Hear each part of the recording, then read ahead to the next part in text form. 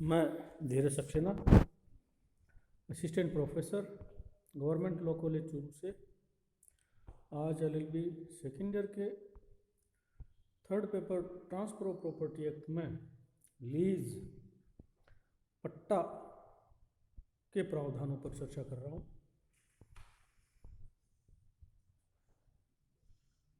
पट्टा नाम से हमारे जेहन में एक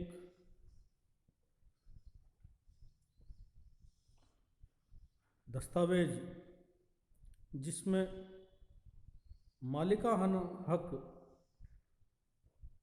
प्रदान करने की बात हो आता है, लेकिन यहाँ आपको प्रारंभ में ही स्पष्ट कर लेना चाहिए कि यहाँ पर जो हम पट्टा पर चर्चा कर रहे हैं वह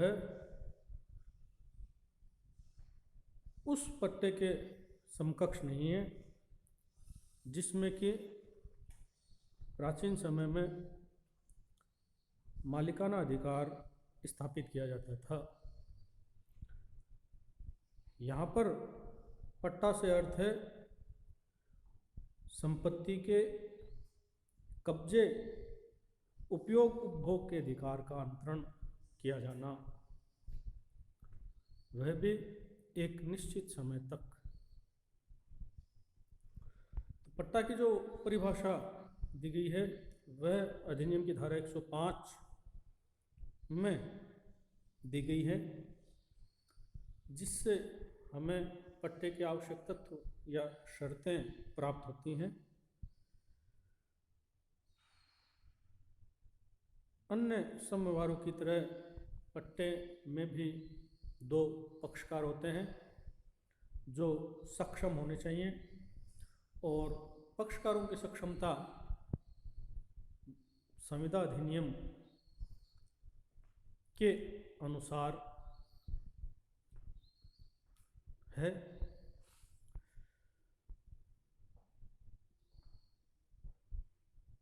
जिस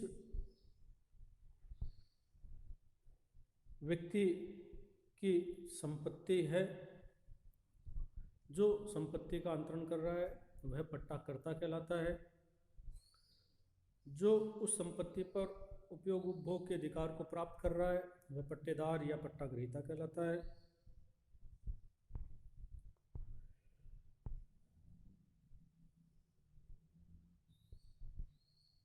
पट्टाकर्ता की सक्षमता वह स्वच्छित और संपत्ति का स्वामी अथवा स्वामी द्वारा प्राधिकृत व्यक्ति हो, और इसी तरह पट्टाग्रहीता भी सक्षम होना चाहिए, क्योंकि पट्टे में एक दायित्व भी उत्पन्न होता है और पट्टेदार प्रीमियम या भाटक आदि का भुगतान करने के लिए आबद्ध होता है। इसलिए वह भी वयस्क, स्वच्छित और विधि द्वारा योग्य होना चाहिए।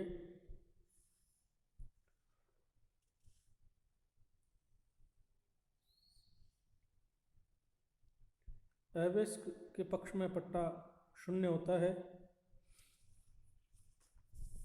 इसी तरह यदि हम बात करें पट्टे की विषय वस्तु की, तो पट्टे की विषय वस्तु अचल संपत्ति या स्थावर संपत्ति, इमूवेबल प्रॉपर्टी होती है, जिसमें अधिनियम की धारा 3 में दी गई परिभाषा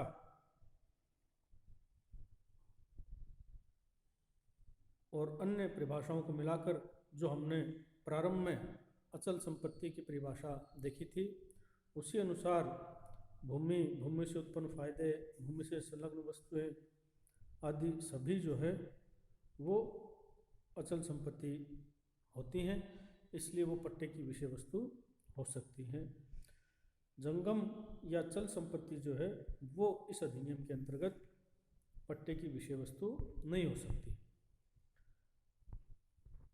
अब जो सर्वाधिक महत्वपूर्ण आवश्यक तत्व है वह है कब्जे का अंतरण किया जाना। यहाँ कब्जे का अंतरण किए जाने का अर्थ है उस संपत्ति के उपयोग उपभोग के अधिकार का अंतरण किया जाना। स्वामित्व जो है वह अंतरणकर्ता के पास ही बना रहता है।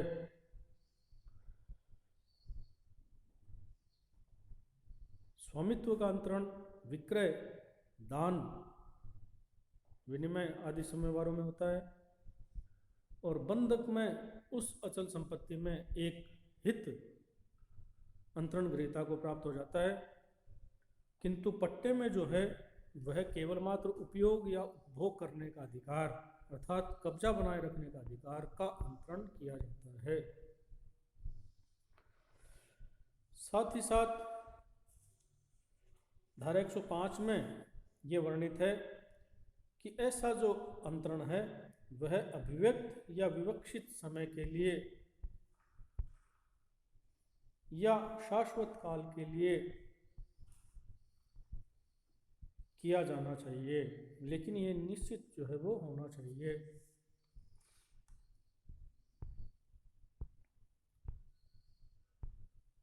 यदि हम केस लो की बात करें तो स्टेट ऑफ यूपी बनाम लालाजी का निर्णय है, जिसमें 2004 में उच्चतम न्यायालय ने यह तय किया था कि भारत में शाश्वत काल का पट्टा मान्य होता है। शाश्वत काल का मतलब आप समझते ही हैं, अनिर्धारित समय, अनिश्चित समय, अनंत समय। चूंकि हम कह रहे हैं कि पट्टे की अवधि तय होनी चाहिए, तो ये एक विशेष तरह का पट्टा भारत में मान्य किया गया है,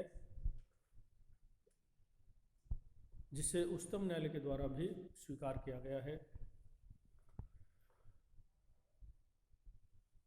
इस धारा 105 के साथ साथ आपको धारा 106 का भी अवलोकन अवश्य करना चाहिए, जो पट्टे की कालावधि के बारे में चर्चा करती है।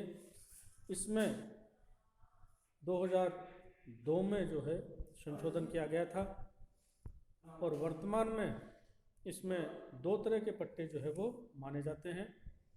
एक को हम कहते हैं ईयर टू ईयर लीज, वार्षिक पट्टा या वर्षानुवर्षी पट्टा, जो कृषि या विनिर्माण प्रयोजन के लिए पट्टे किए जाते हैं उनको हम वर्षानुवर्षी पट्टे कहते हैं। और मंथ टू मंथ लीज जो है, मासिक पट्टा या मासानुमासी पट्टा जो है वो इन दो प्रयोजनों के अतिरिक्त अन्य किसी प्रयोजन, कृषि या विनिर्माण के अतिरिक्त अन्य किसी प्रयोजन के लिए अगर पट्टा किया गया है तो उसे हम मासिक या मासानुमासी पट्टा कहते हैं।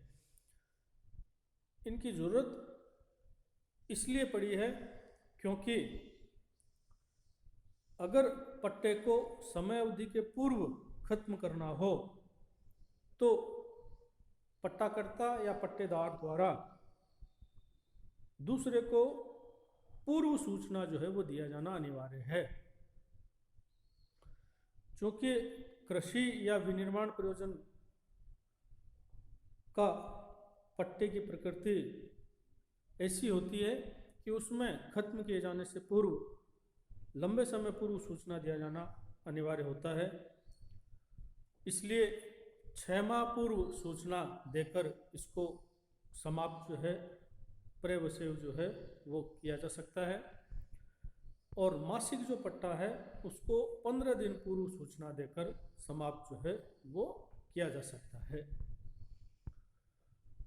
अब विनिर्माण प्रयोजन क्या होता है, तो इसके लिए हम यदि एक केस को देखें, पीसी चेरियान बनाम बर्फी देवी 1980 का उच्चतम न्यायालय का निर्णय है, जिसमें यह तय किया था कि यदि व्यापारिक दृष्टि से कोई नई वस्तु प्राप्त हो रही है, कोई ऐसी प्रक्रिया अपनाई गई है जिसके द्वारा पुरानी वस्तु में कोई इस तरह के परिवर्तन किए जा रहे हैं जिससे व्यापारिक दृष्टि से कोई नई वस्तु प्राप्त हो रही है, तो वह जो है विनिर्माण माना जाएगा। जैसे सिंपली यदि हम बात करें तो गेहूं, बाजरा, मक्का आदि जो है वो पिसाई के बाद आटे में परिवर्तित हो जाते हैं। तो जब पुरानी वस्तु की पहचान करना सुनिश्चित ना हो पाए या नई वस्तु को पुरानी वस्तु के रूप में पुनः स्थापित न किया जा सके, तो यूँ कहा जाता है कि एक नई वस्तु व्यापारिक दृष्टि से प्राप्त हुई है, तो इसे विनिर्माण जो है वो माना गया है।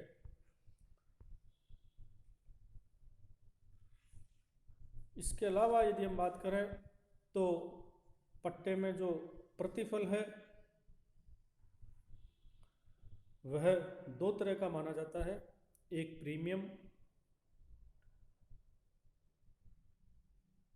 प्रीमियम को हम कीमत भी कहते हैं,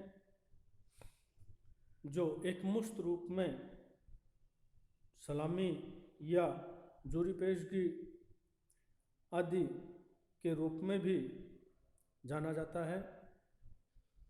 और भाटक जो उसके पश्चात जब पट्टा विधिवत शुरू हो जाता है तब वह धन, अंश, सेवा या मूल्यवान वस्तु के रूप में समय समय पर जो भी विनिर्दिष्ट समय तय किया है, वार्षिक, अर्धवार्षिक, त्रैमासिक, मासिक या अवसरों पर दिया जाता है। तो पट्टे में जो प्रतिफल है वह प्रीमियम और भाटक के रूप में होता है। इसके बाद यदि हम बात करें तो पट्टे का आवश्यक तत्व पट्टा ग्रहीता की स्वीकृति भी अनिवार्य है, एक्सेप्टेंस बाय लीज। इसलिए पट्टे की जो डीड निष्पादित की जाती है वह दोनों पक्षकारों के द्वारा निष्पादन जो है वो उसका होता है।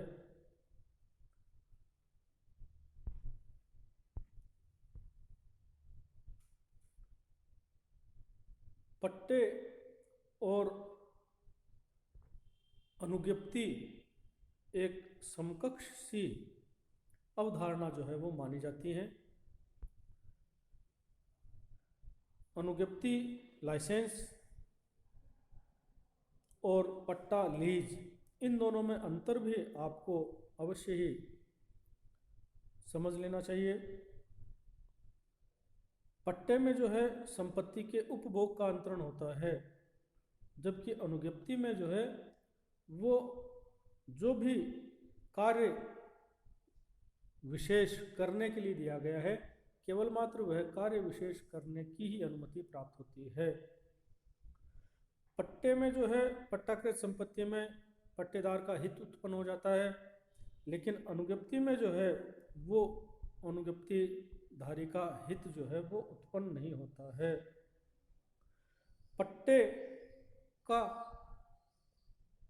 उपपट्टा भी किया जा सकता है, लेकिन लाइसेंस को सब लाइसेंस पर नहीं दिया जा सकता। पट्टा ग्रहीता जो होता है वह उस संपत्ति के संरक्षण के लिए किसी अन्य व्यक्ति के विरुद्ध वाद जो है अपने नाम से संस्थित कर सकता है, लेकिन अनुज्ञप्तिधारी जो है वो अपने नाम से वाद जो है वो दायर नहीं कर सकता। पट्टे का जो प्रतिसंहरण है वह नियमानुसार ही जो है धारा 107 में जो तरीके बताए हुए हैं उन्हीं में से किया जा सकता है, लेकिन अनुज्ञप्ति जो है उसमें कभी भी उसका प्रतिसंहरण जो है वो किया जा सकता है।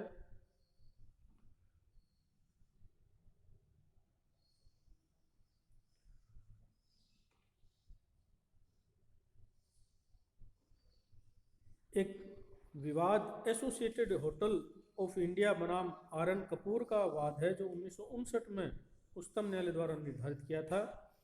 और इसमें यह तय किया था कि कोई समव्यवहार पट्टा है या अनुज्ञप्ति, इसको निर्धारित करने के लिए पक्षकारों का आशय, दस्तावेज की भाषा जो है वो महत्वपूर्ण होता है।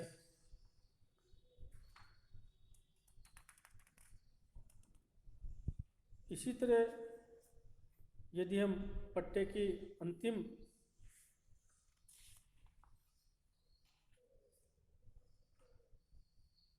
आवश्यक शर्त पर चर्चा करें तो पट्टे की औपचारिकता जो है वो पूर्ण की जानी चाहिए। ये धारा 107 में वर्णित की गई है। पट्टा जो है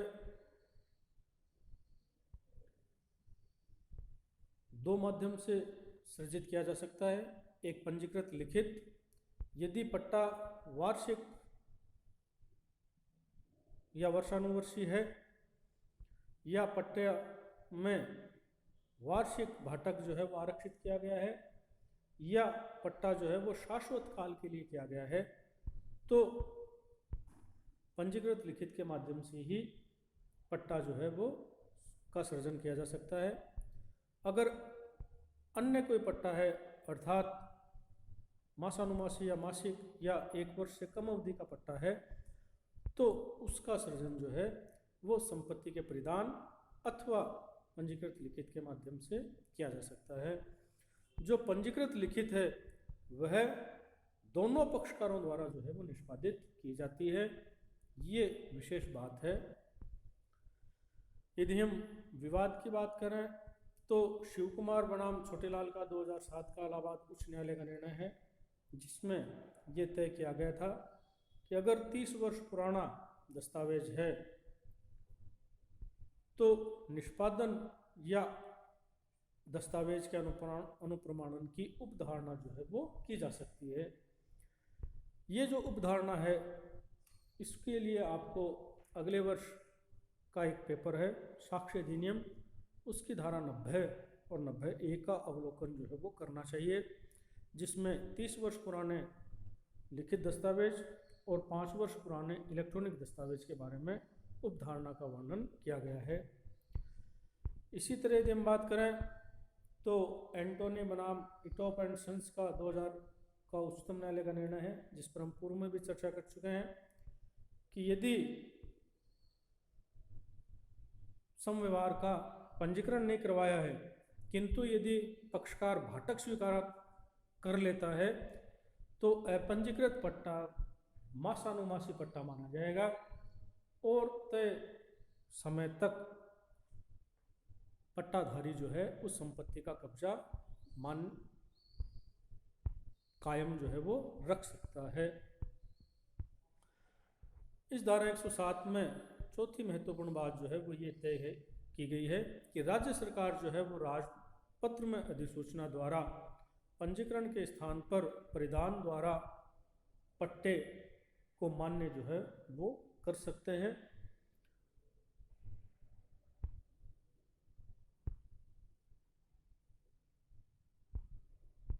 तो ये कुल मिलाकर आज हमने चर्चा की कि पट्टे के लिए औपचारिकता क्या होंगे, पट्टे को पट्टा ग्रहीता द्वारा भी स्वीकृत किया जाना, निष्पादन किया जाना, प्रतिफल प्रीमियम या भाटक के रूप में, पट्टे की अवधि,